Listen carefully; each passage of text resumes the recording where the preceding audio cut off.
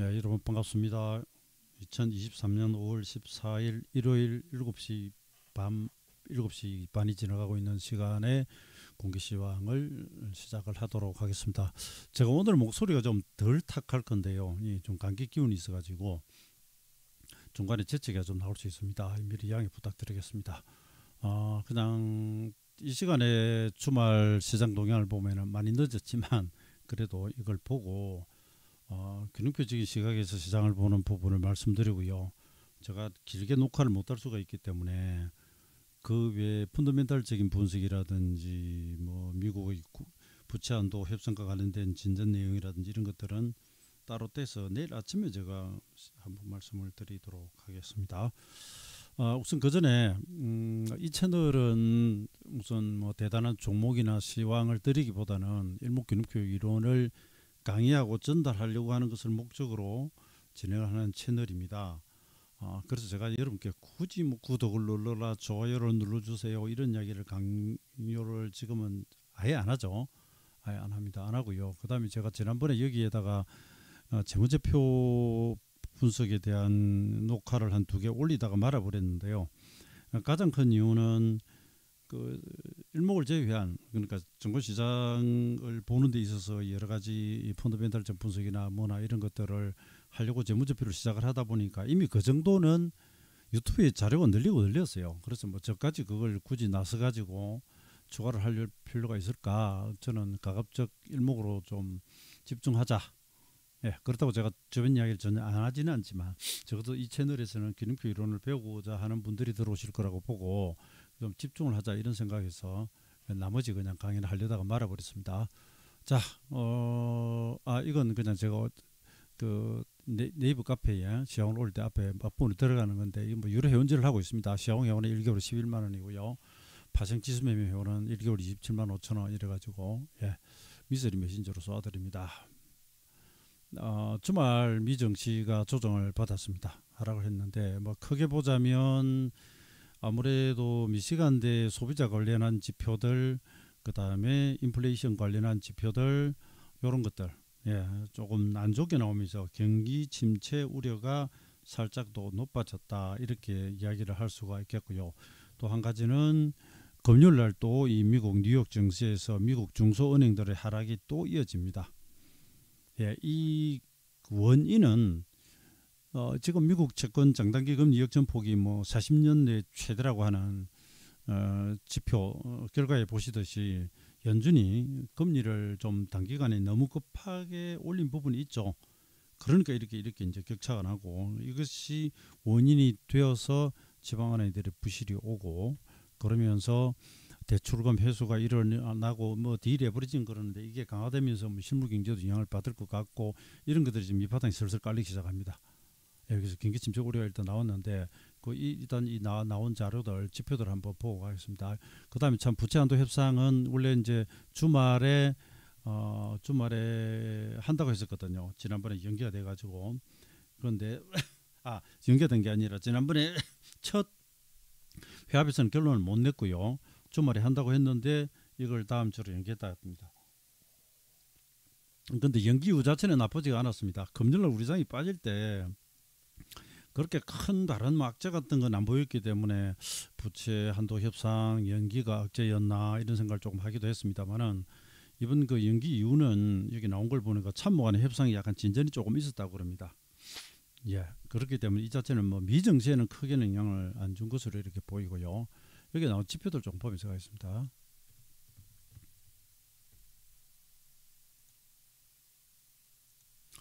우선 뭐 순서 없이 이렇게 보면 소비자 심리지수 이 부분이 아이고 너무 굵어져 버렸다.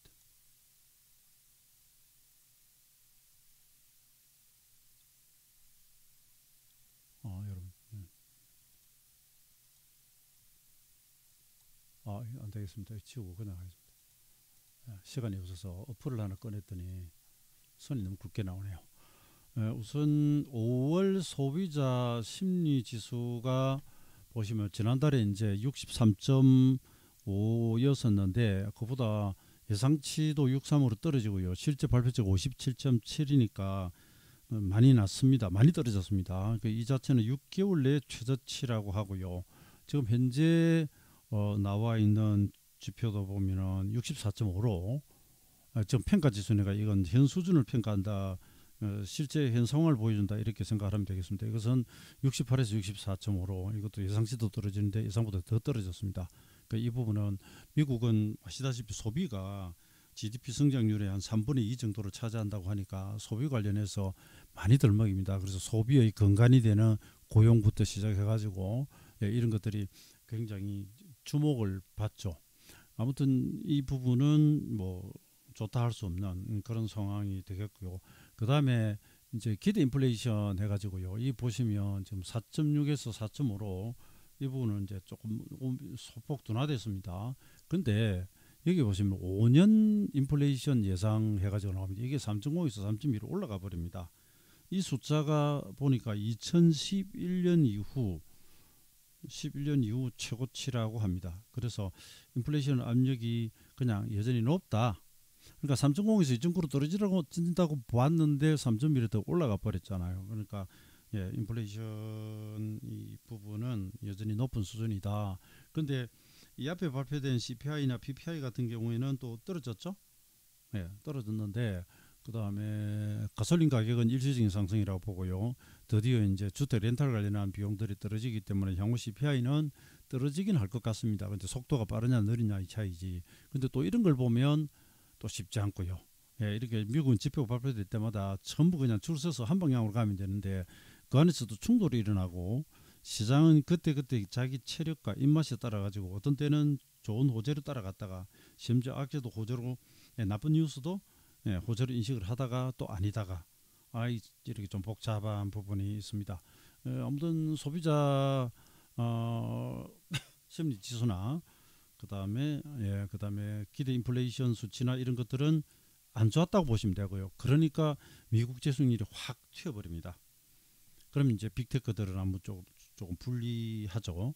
그러니까 이런 형식으로 미국은 이제 주말에 진행이 됐습니다. 그래서 다우지수는 오히려 이제 덜 빠졌고요. 0.03. 나스닥 기술주 0.35% 빠지고요. 유럽은 올랐습니다. 유럽은 올랐고요. 그다음에 다우지수는 보시면 이 지금 5월 초를 고점으로 해가지고 기운이 좀 빠진 상태에서 지선 위에서 계속 혼조 보이고 있고요. S&P 500 지수는 여기서 그냥 고공에서 혼조만 계속 보이고 있고요. 그래도 나스닥 기술주가 올라가는데 이건 너무 이제 실종 상위 몇 개 가지고만 올라가고 나머지는 다 빠져버리니까 우리 지금 옛날이면 삼성전자 하이닉스 땡겨놓고 밑에 주변주들 다 빠져버리면서 지수는 받치는 거와 비슷한 꼴이 돼 있어서 별로 좋다 보기는 힘듭니다. 시장 내부적인 체력은 계속 저하되고 있어요. 반도지수 바닥에 깔린 상태에서 이러고 있고요. 유럽도 지금 완만하게 눌리고요. 독일은 고공에서 지금 잘 버티고 있는 그런 정도 그림이 나옵니다. 일본은 올라가고요. 최근에 이제 중국 상해가 많이 떨어지는 모습입니다. 업종별로 보면 뭐 유틸리티나 에너지 같은 거는 좀 올랐고요. 경기 민감주는 금융이나 이런 것들은 막 빠져버렸습니다. 테슬라, 아마존 이런 것들은 좀 애플하고도 다 조금씩 밀렸고요. 구글이 좀 괜찮고요. 주간 등락도 보면 구글이나 아마존이나 신고가 같은 종목들은 많이 올라 있습니다. 차도 보시면 구글이 지금 계속 올라갑니다. 올라가고 그다음에 아마존이 신고가 경신해놓고 음봉을 하나 맞았고요. 애플도 신고가 건인데 지금 좀 혼조를 이어가고 있습니다. 넷플릭스는 전고점 때 거의 다 와가지고 살짝 누웠고요. AMD사도 전고점 도전하다가 약간 주춤합니다.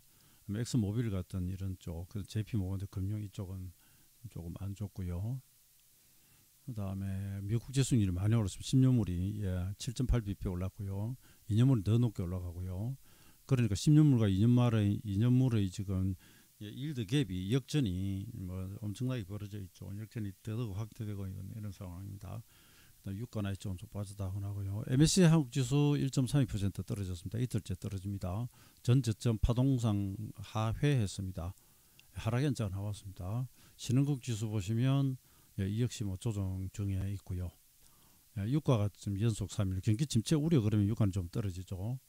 게다가 뭐 달러 강세면 또 그렇기도 하고요. 그다음에 여기 보시면은 달러가 이제 0.6 정도 이렇게 올랐다가 나오는데 달러가 미국 재수익률 올라가고 달러 강세에서 달러 올라가면서 예, 유가 같은 거 떨어지고 이렇게 되어 있습니다. 그 다음에 일수 쪽으로 좀 가서 제가 말씀을 드리겠습니다. 줄을 끄면서 보여드릴게요. 제가 갑자기 재채기가 나올 수 있습니다.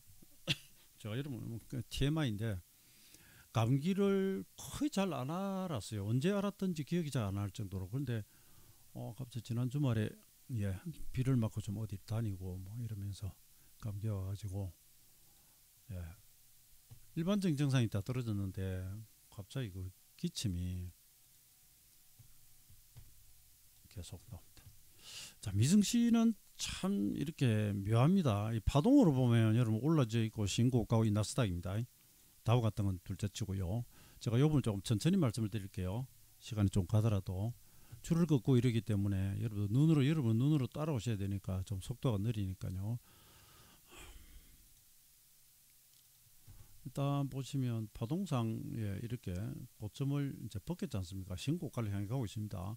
제가 이게 이제 몇 파동이다라는 건 생략하고요.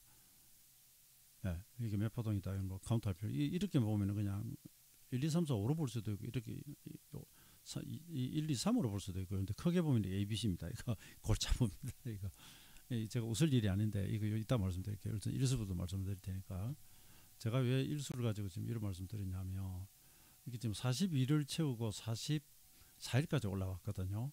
이 고점에서 보시면 이건 70일이고요. 이렇게는 얼마 아니죠. 이렇게 보시면 26일이 여기 있고요. 이거 지나갔죠. 근데 삼중증정이니까 이렇게 26일이 걸리고 이것도 다 지나갔단 말입니다. 그래서 지금은 미증시는 단기 변화일은 그냥 예, 나스닥 기준입니다. 나스닥 기준. 일봉 단위로는 단기 변화일은 다 벗겼다 이렇게 생각하시면 돼요. 벗겼다 생각하면 되는데 작년 6월부터 따지면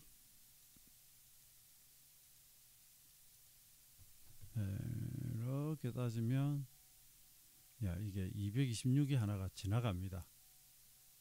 큰 숫자 하나가 지나갑니다. 그래서 이게 좀 나쁜 짓을 할 때 되면 이거 좀 잘못 쳤네요. 여러분 여기 오신 분들은 일목균기 시간론에 대해서 기초적인 내용은 아실 거라고 보고요. 중요 마디로부터의 뭐 단기, 중기, 장기 변화일들이 겹치면 겹칠수록 그 자리에서 반전이 일어나기 쉽다고 보는데 신고가일수록 반전하기 쉬워요. 지금 보시면 단기 일수들은 다 지나갑니다. 226 변화일도 사실은 지나갔는데 226 변화일하고는 한 이틀 정도밖에 차이가 안 나기 때문에 이 정도에서는 뭐 이틀 더 간 다음에 엎어져도 가능은 해요. 근데 단기적으로 보면 일수들을 다 이제 비껴갔다 이렇게 이야기를 할 수 있겠고요. 단기로 보면은 14일이니까 만약 계속 올라간다면 다음 주 수요일 되면 단기 17일이 걸린다 뭐 이런 정도 이야기는 할 수가 있겠습니다. 그럼 이렇게 해가지고 좌우 17, 17 해가지고 33 기본 숫자 됩니다. 이제 폰으로 보시면 잘 안 보이실 테니까 이게 17일이고요. 이게 수요일 되면 이제 17일이다 이 말입니다. 일단 고일선은 지나갔어요. 일봉으로는 다 지나가고 그다음에 이런 거 바닥 만들 때는 일수들 잘 맞았습니다. 그 다음에 주봉으로 가서 보면 이제 조금 신경 쓰이는 부분이 있습니다. 자, 이거 확대를 해보겠습니다. 사실 주봉도 지나는 것 같는데 우선 여기 보시면 33, 42 막 이런 거 있죠, 그죠? 이게 보면 이때가 3월 27일이 들어온 그 주인데 여기에 보시면은 33 전고점에서 33. 그 다음에 여기 작년 6월 저점 지금 여기서부터 226일이 와 있거든요. 여기서 주봉은 42주가 와 있어 여기서 딱 고점을 만듭니다. 대신에 장이 좋으니까 안 빠지죠. 가격 조정을 안 하고 시간 조정을 하다가 벗겼어요. 그러니까 이 변화일은 지나간 겁니다. 변화일이 와가지고 주가를 빼는 수가 있고요. 이 가격 조정이고요. 가격 조정하지 않고 대신에 못 올라가. 그러면서 혼조로 가면 우리가 이제 이걸 시간 조정이라고 하죠. 가격 빠지면 가격 조정. 옆으로 끼면 시간만 떼우면 시간 조정. 그러니까 시간 조정하면서 밑에서 올라오는 뭐 이평선이 이런 이격이 좁혀지고 그 다시 쓱 올라가니까 이렇게 보면 그림은 괜찮죠. 좋은 그림입니다. 그런데 다우와 S&P 500은 올해 이제 1월이 상투고요. 나스닥은 작년 11월 22일이 상투라서 76 일목 기본 수치가 요 앞주에 지나갔습니다. 그런데 안 빠졌잖아요. 그럼 일단 이건 다행입니다. 그런데 이런 식의 변화마디가 오고 만약에 이게 음봉으로 이렇게 세려버렸으면 지난주는 두들겨 팔아야 되는 주인데 꼭 그렇지도 않아요. 참 이게 아슬아슬하고 애매하게 지금 이렇게 넘어가고 있습니다. 넘어가고 있고 이렇게 보면 이건 한 2주 더 가야 되니까 이것만 가지고 보면은 뭔가 일수가 그래도 그런 대로 잘 견디면서 넘어가고 있다 이런 생각을 주는데 월봉을 가면 좀 달라집니다. 제가 오래전에 그 말씀을 드렸었죠. 이건 뭐 최근에 오시는 분도 계실 테니까 여러분 이 참 일목이 시간 놀이라고 하는 것이 지나간 것을 찾아내서 마치 끼워 맞춘 것처럼 보여줄 때도 있지만 미리 앞으로 던져놓고 우리가 이야기를 하기도 하는데 2002년 10월 20일이에요. 이날이 우리 종합주가지수는 2020년 1월 4일 1400포인트로부터 676 일목 변화일이었습니다. 33개월. 이 대바닥으로부터 이 바닥까지가 이게 언제냐면 2009년 3월입니다. 여러분. 이게 2008년 글로벌 금융위기. 우리는 10월 바닥이고 미국은 3월 바닥이에요. 이게 78개월이 걸렸거든요. 그러니까 일목기본수치 76보다 2달이 더 갔습니다. 그러고 나서 78개월간 지점이 보면 조금 이게 흔들어 버려 가지고 이 그림이 이렇게 됩니다. 아래 꼬리 길게 달린 바닥이에요. 바닥입니다. 이게 언제냐면 2015년 미국이 글로벌 금융 위기 때 양적 완화를 엄청 하고 금리를 낮췄다가 경기가 좋아지니까 여기서부터 금리 인상을 시작합니다. 하는데 당시는 물가 상승률도 그렇고 물가 상승률보다 경제 성장률이 더 좋고 이러면서 금리 인상을 해도 장이 안 죽습니다. 그다음 양적 축소까지 해도 장이 안 죽고 이제 2008년까지 올려놓고 이제 흔들거든요. 아무튼 여기 크게 흔드는 여기까지가 78 대등수치입니다. 그로부터 보시면 76 일목 기본수치가 2011년 11월 상투고요.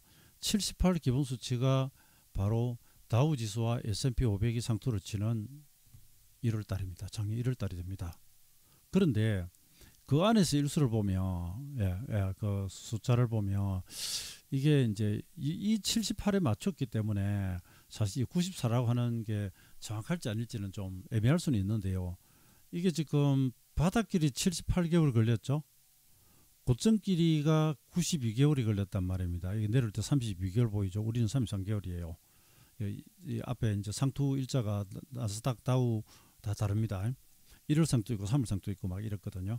아무튼 일목이 33 기본수치 676일 자리에서 바닥을 찍고 갔는데 그 다음에 올라왔다가 떨어진 이 자리에서 고점끼리 비교하면 90이죠.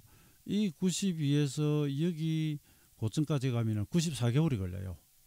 그로부터 94개월이 언제냐 하면 바로 지금 5월입니다. 5월. 그래서 제가 여러분 올 초에 그랬습니까? 5월 저는 2분기 끝자락에 가서 컴퓨터 공급집이 온다 그러고 사실 그때만 해도 만약에 장이 조정 중이라면 여기는 굉장히 바닥이 될 소지가 높은 것으로 이렇게 봤습니다. 근데 올라와 버렸잖아요. 올라와 버리면 상투될 우려감을 주게 됩니다. 그리고 이걸 이제 이렇게 월봉으로 파동을 한번 볼게요. 그러면 이게 엘리어트식으로 보면은 좀 골치 아픈 1, 2, 이게 이 파동이 여기까지 바닥을 잡아볼게요. 1, 2, 3, 4, 5, 8라고 할 수 있겠죠. 그다음 A, B, C 이렇게 해버리면 이게 말이 돼요. 이게 A파가 되고 반등 B파가 되고 C파, 반등폭이 좁으니까 지그재그로 이 또 5파로 간다고 그림은 가능해요. 그림은 가능합니다. 과연 이렇게 될지 안 될지 몰라도 그렇게 만약에 이렇게 간다면 이전부터 말씀드렸듯이 경기와 관련합니다. 제가 작년에 TV 나가서 4월부터 3월부터 해가지고 장이 올라갈 수 있는데 요는 경기가 문제다 그랬는데 결국 경기가 나빠져 버리니까 이렇게 된 거 아닙니까?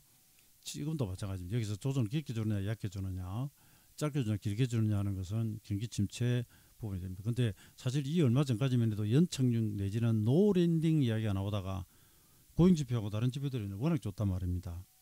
물가 상승률은 잡히기 시작하고 그랬는데 미국의 지방은행들이 터지기 시작합니다. 그 다음에 사문용 부동산에 대한 이야기도 나오고 그 다음에 그렇게 될 가능성은 적지만 1960년대 이후에 80회의 부채한도 협상이 있었는데 디폴트로 간 경우는 한 번도 없었다고 합니다. 근데 2011년 8월에는 예, 부채한도 협상은 우여곡절 끝에 통과가 됐는데 S&P에서 미국의 국가 신용 등급을 떨어뜨려 버리면서 여기서 폭락이 왔었단 말입니다. 2011년 이야기가 이겁니다. 이 부채한도 협상 가장 애먹을 때입니다. 오바마 정부 때 공화당이 협조를 안 해가지고 지금도 그렇지 않습니까? 공화당은 부자를 감시하려고 그러고요. 예. 그다음에 바이든 정부는 정세를 해가지고 서민 복지를 정대시키려고 이 대립이 지금 심하다 말이죠. 예, 그게 지금 뭐 이번에 대선이 많으니 그런데 심지어 이제 하반기 이야기도 나오는데 아무튼 우리가 지금 현재 상상해 볼 수 있는 것들은 만약에 심각하게 하락이 온다면 그런 것들이죠. 경기 침체된 부분들, 부채한도 협상과 관련된 불협화음. 근데 그런 부분들 무난히 지나가면 예, 좀 이렇게 가격 조정이 오더라도 그다음에 다시 예, 조정을 받고 올라갈 수 있는 그런 여지는 있지 않을까 이렇게 생각을 해보고요. 그다음에 파동론의 단점은 이겁니다. 이게 5%로 떨어졌죠. 이게 비판돼요. 이렇게 해놓고 이게 또 반등비라고 이야기를 합니다. 아 이게 A파고 파고요. 또 이렇게 될 수도 있고요. 그래서 이거 너무 따지지 마십시오, 여러분. 잘못하면 이열령 비열령이 돼버리니까 아무튼 이렇게 월봉이 이게 큰 게 와 있다. S&P 500을 안 가볼게요.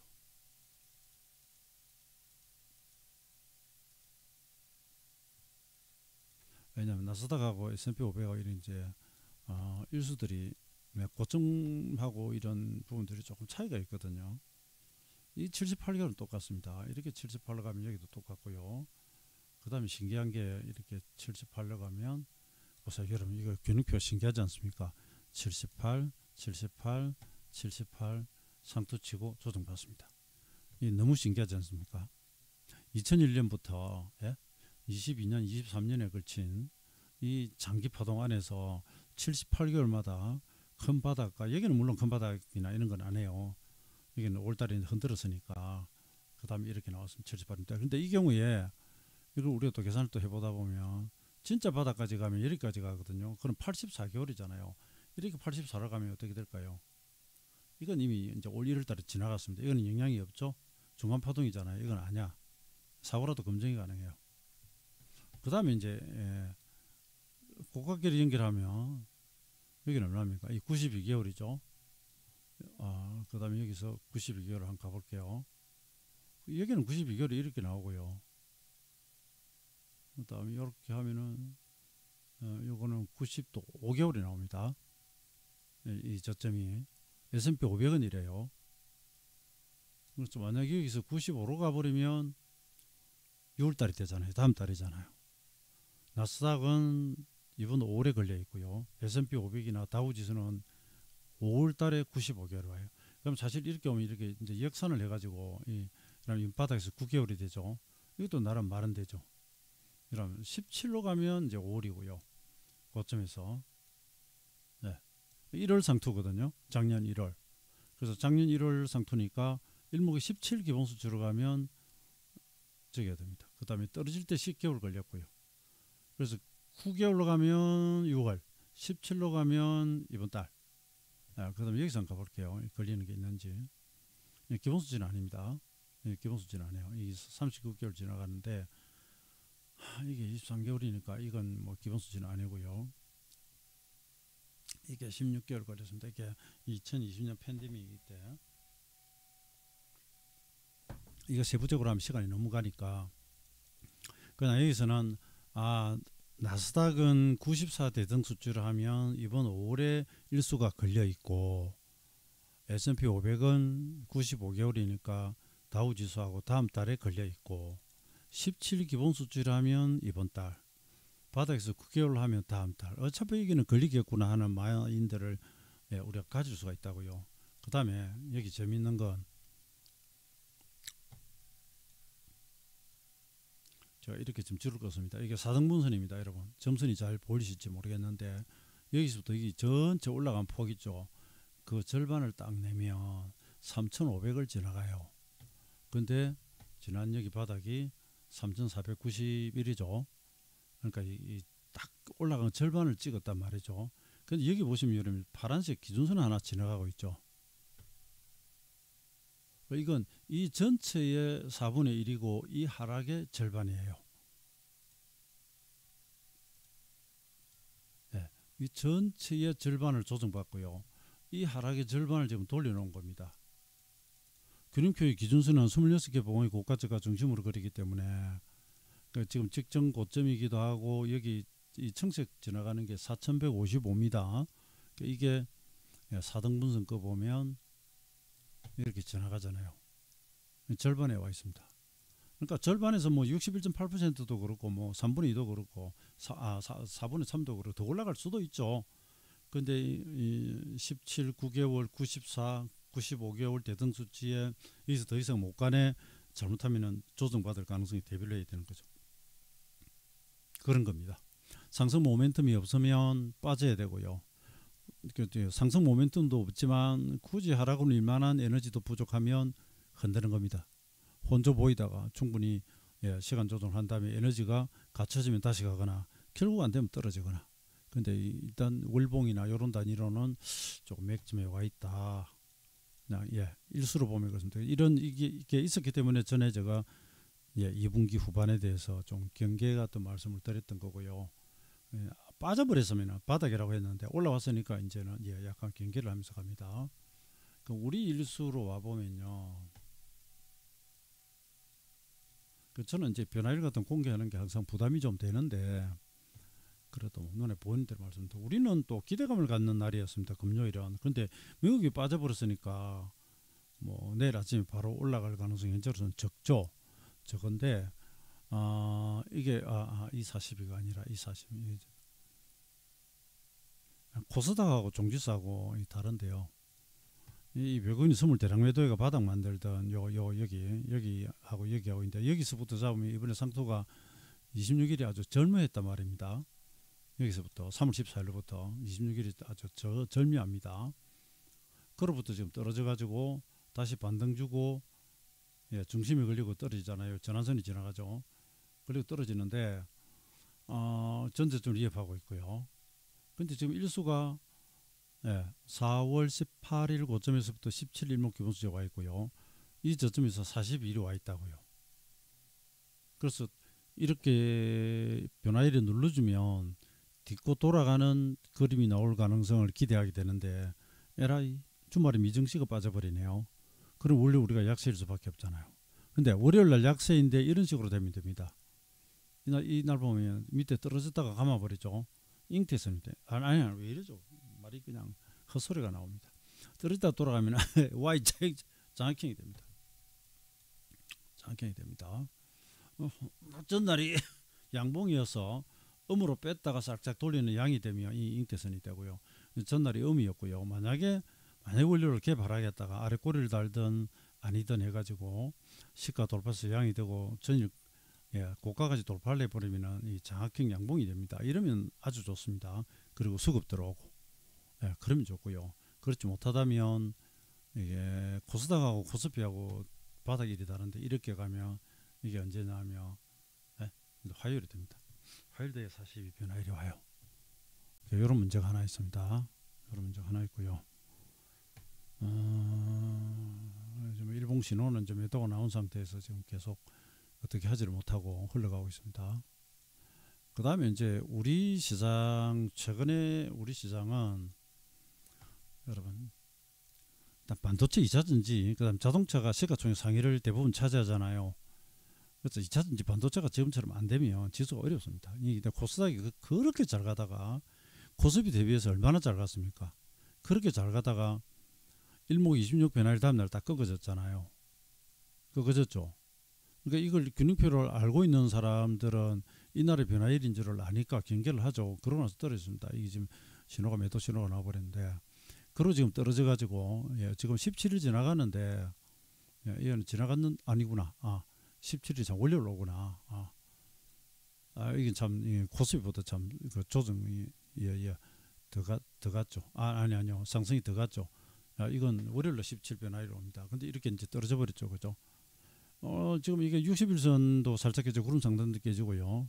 대신에 이제 단기 낙폭이 크니까 반등이 들어올 만한 그런 여진이 있지 않을까 이런 생각을 하는데 사실 그 부분은 언제 이렇게 확 들어옵니다라고 말씀을 드리기는 조금 어렵고요. 에코 프로 같은 건 이제부터 종을 보겠습니다. 일단 코스닥도 42일하고 월요일 17일이니까 요 일수에 와 있다. 그런데 미국은 미리 올려놓은 상태에서 네, 일본 같은 건 걸리는 게 없고요. 우리는 이미 조정받은 상황에서 반등을 위한 일수 같은 건 좀 와 있다 말씀드리겠고, 그 다음에 보여드리는 김에 환율이 일목 기분수치가 더 잘 맞아요.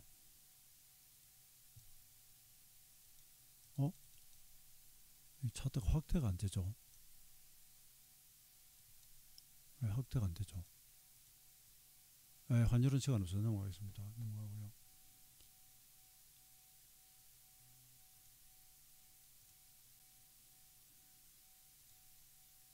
그 다음에 종목, 그냥 이거는 그냥 지나간 자료 몇 개 보고 갑니다. 이건 제가 이제 월요일 날 제 시황이고요. 개장 전에 고모멘텀 매매 크리스탈 신소재 1720원 전환선 돌파 요거 지지 조건으로 매수 가능하다고 제가 이렇게 종목을 올려놨습니다. 올려놨는데 크리스탈 신소재가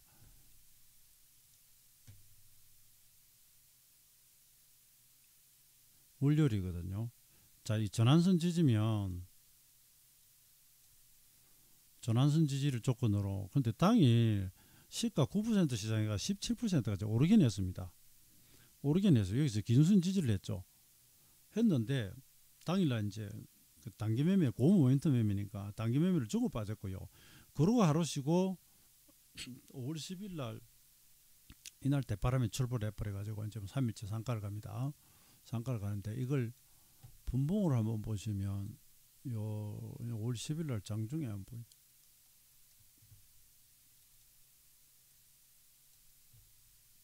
그러니까 5월 10일 이제 장중이거든요. 여기 보시면 10일 날 올려 가지고 누르다가 이게 일목이 이제 기준선입니다. 기준선. 그래서 제가 장중에 눈에 패턴 익히시라고 종목들을 이런 걸 자주 올려드리는데 요 기준선 있죠. 이 기준선을 딛고 이렇게 날아가고 상한가. 사실 저도 여기까지 갈 줄은 몰랐습니다. 특히나 제가 주말에는 오늘은 올라오면 패야 되지 않겠느냐고 그렇게 시황을 드렸는데 상한가 가버리더라고요. 그러니까 이걸 뭐 새 상한가를 먹는다는 건 사실 쉽지는 않고요. 예, 쉽지는 않고, 근데 제가 이걸 보여드리는 것은 일봉 단위로는 전환선 뒤듬면서 돌아나가는 그림이 있었고요. 그전에는 기준선을 뒤덮고, 그다음 결정적으로 이 강세 출발하는 이날 15분 기준선을 딛고 이렇게 튀어 날아가 버렸다. 그래서 고모멘텀 종목들 대부분 이제 재료가 실리거나 그런 것들이죠. 예, 그런 매매를 저희도 많이 하는데 코스메카 코리아 같은 경우도 이미 이건 뭐 재료 나오니까 점상을 찍어버려 가지고 이건 좀 그랬고요. 그동안 자주 이용해 먹은 이제 애긴케미 같은 이런 것도 있겠고요.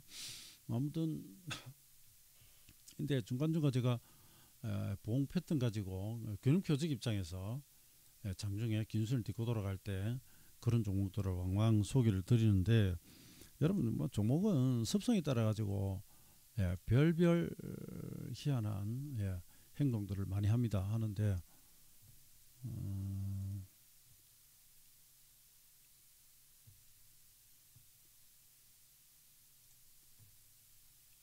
여기 이제 LNF 기준선 딛고 돌아갈 때 그림이고요. 레이크 머티가 15번 기준선 딛고 돌아가죠. 지금 레이크 머티가, 그러니까 아침에 올랐다 가면 눌림 주고 돌아갈 때 급등해서 쭉 가버리는 종목도 있지만 시초가에 붙여놓고 누르고 가는 종목들도 있지 않습니까? 일봉으로는 기준선 전환선 딛고 가고 있고요. 라운텍 같은 경우도 이거는 일봉의 이건 전환선 5일선 20에서 밀집 지역 딛고 돌아가는 그림이고요. 동원 시스템들 같은 이런 거 여기 기준선 딛고 돌아가고, 젠원 기준선 이렇게 죄송합니다. 제가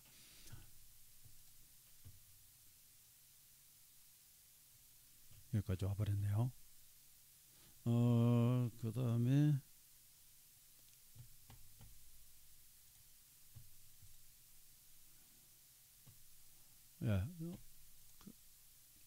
한 요 정도만 하고요. 더 긴 것은 이야기해봐야 같은 소리니까. 지금 시장이 딱히 뭐 상승 모멘텀도 부족하고, 물론 약세장 조정장입니다. 예, 2차전지 반도체가 좀 무거우면 이게 지수를 물고 내려가니까 예, 이 부분이 있는데 이게 지금 이거 보고 가죠.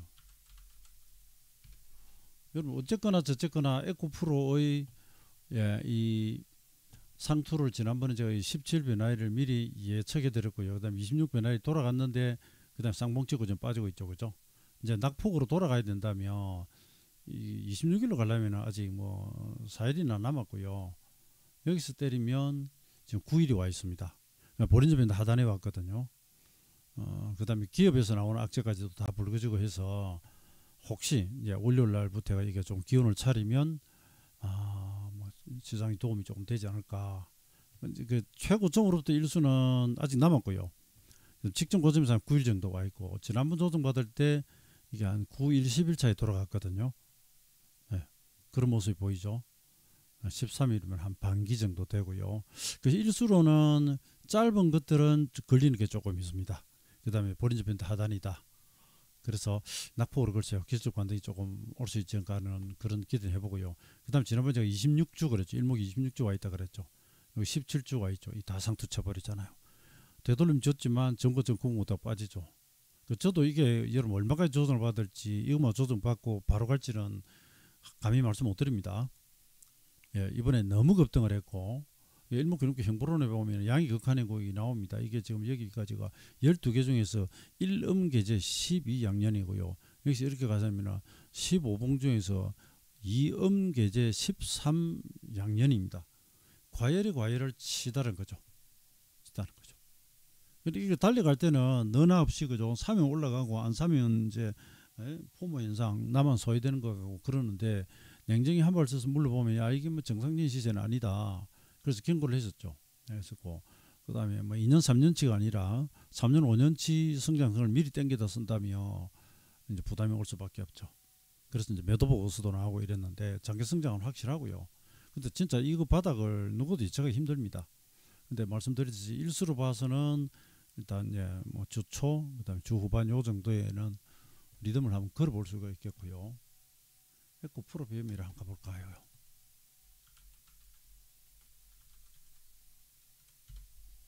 에코 프로 BM을 보시면 이건 이날 바로 매도 신호를 와버렸습니다. 이건 23일이네요. 얘는 수요일 정도 되면 이렇게 일수가 오고요. 그 다음에 여기서는 9일 와 있는 건 다 같고요. 월요일 되면 17일도 오구나. 하여튼 그 다음에 밴드 하단이 무조건 지지한다는 부분은 없지만 밴드 하단에 이제 구름 상단치도 있고 하니까 또 금요일날 에코 프로그램은 뭐 영망치 비슷하게 망치가 좀 깁니다만 망치라기에는 몸통이 긴데 나오고 해서 주말 이 시장이 약했기 때문에 뭐 내일 월요일날 장이 강할 것이라고 미리 이야기하는 어렵겠지만 약시 출발해도 어느 정도 수급이 받쳐준다면 이쪽으로 약간 낙폭에 따른 반발 매수세, 저가 매수 정도는 붙을 가능성이 없잖아 있지 않을까 이런 생각을 해봅니다. 아무튼 이들이 움직여줘야죠. 움직여줘야 되고 그다음에 삼성전자도 지금 보면 전저점 때까지 와 있는데 잘못하면 전저점 깰 기세입니다. 있는데 한 5일 리더 와 있고요. 하이닉스가 보면 또 이거 차트만 놓고 보면 매수 타이밍이 와 있습니다. 제가 볼 때는 그렇습니다. 밴드 하단에 구름 지지에 이렇게 와 있습니다. 그럼 등락하는 종목이니까 그 다음에 이건 87,600 올라타 버리면 또 위로 갈 수 있고 지수 관련해서 상징성이 있으니까 몇 가지를 살펴봤는데 시장이 수급 문제도 있고 맥이 지금 좀 빠져 있는 상태입니다. 그 다음에 가장 큰 문제는 주말에 미국은 부채한도 협상은 참호간 협상이 약간 뭐 진전이 이루면서 연기됐다 그러니까 조금 걱정이 조금 덜한데 미시간대 인플레이션 기대치라든지 소비자 신뢰지수라는 것라든지 이런 것들이 나쁘게 나오면서 경기 우려감이 침체 우려감이 다시 또 대두가 되면서 시장이 밀렸습니다. 이건 지표가 나올 때마다 좀 계속 시장 반응은 달라질 걸로 생각이 되고요. 딱히 크게 갈만한 강한 모멘텀도 없고요. 그 다음에 기존 악재들은 좀 반영이 조금 되어 있는 상태여서 미국 지방은행들의 주가 하락이나 이런 것이 좀 방어가 된다면 다음 주는 기술 반등은 조금 노려봐도 되지 않을까 이렇게 생각이 됩니다. 예, 저는 여기까지입니다, 여러분. 예, 마치겠습니다. 감사합니다.